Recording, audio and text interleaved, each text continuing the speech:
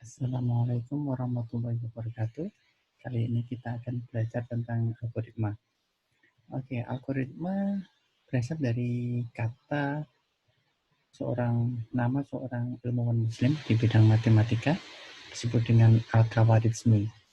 Nah, dengan definisi algoritma sendiri itu adalah suatu urutan langkah-langkah logis untuk penyelesaian masalah yang disusun secara sistematis. Di sini ada 3 kata kunci yang bisa kita ambil, yaitu adalah urutan, kemudian langkah-langkah logis, yang ketiga adalah bahwa itu untuk menyelesaikan suatu masalah. Sehingga dapat dikatakan lagi bahwa algoritma itu sangat lekat dengan logika. Jadi kemampuan manusia untuk berpikir dengan akal tentang suatu masalah dan menghasilkan sebuah solusi yang dapat dibuktikan dan bisa solusi tersebut adalah masuk akal. Sehingga ketika ada suatu masalah, maka langkah-langkah penyelesaiannya itu juga harus disusun secara urut dan sistematis.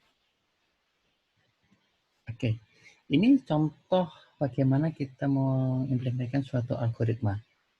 Oke, Anda diberikan suatu masalah bahwa bagaimana ketika ada dua bejana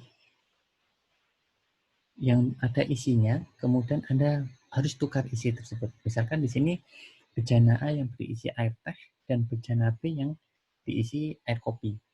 Bagaimana caranya Anda bisa menukar bahwa gelas B harus berisi teh dan sebaliknya yang A berisi kopi. Nah,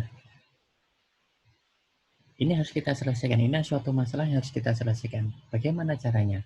Oke, kita memerlukan suatu gelas kosong atau disebut dengan set gelas cadangan.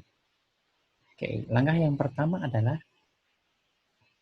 siapkan gelas cadangan, kemudian tuang teh yang berada di bejana A ke gelas kosong tersebut, sehingga gelas A ini menjadi kosong.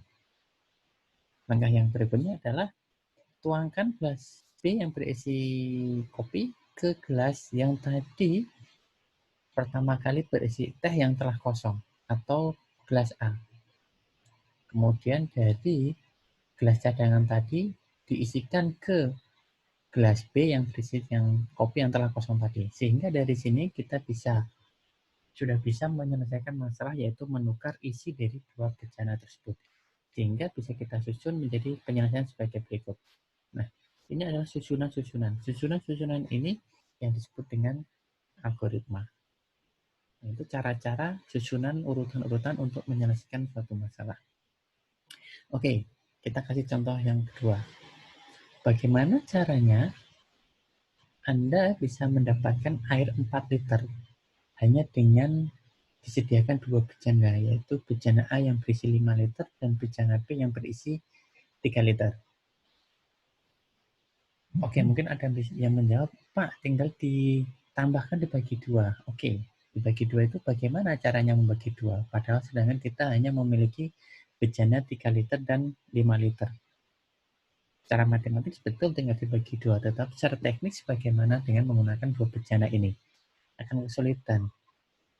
Kita juga belum tentu ketika kita membagi dengan bejana ini bahwa yang dihasilkan adalah benar-benar 4 liter. Terus bagaimana? Ini adalah suatu masalah yang sederhana untuk kita selesaikan. Penyelesaiannya bisa kita buat seperti ini. Yang pertama, langkah pertama adalah mengambil air dengan ember A secara penuh, yaitu 5 liter. Ember yang ada di 5 liter penuh, tuangkan ke ember 3 liter secara penuh. Maka yang tersisa di dalam bejana 5 liter tersisa menjadi 2 liter. Oke. Kemudian yang 3 liter ini saya buang. Yang tersisa adalah bejana pada A yang terisi 2 liter tadi. Masukkan 2 liter ke dalam bejana yang 3 liter yang telah kosong tadi. Oke. Perhatikan di sini karena isi volume ember di sini adalah 3 liter yang sudah terisi 2 liter, maka ada sisa kosong di sini adalah 1 liter. Ambil air dengan ember A secara penuh 5 liter. Tuangkan ke ember B yang tadi sudah berisi 2 liter, kemudian tuangkan hingga penuh, maka yang tertuang adalah 1 liter. Sehingga yang tersisa dari ember A atau bejana A adalah 4 liter. Sehingga air terisi menjadi tersisa 4 liter. Ini sudah pasti 4 liter tanpa membagi-baginya. Ini salah satu caranya saja. Sedangkan masih ada cara lain untuk mendapatkan air 4 liter air pada kasus di atas. Silakan Anda bisa menemukannya.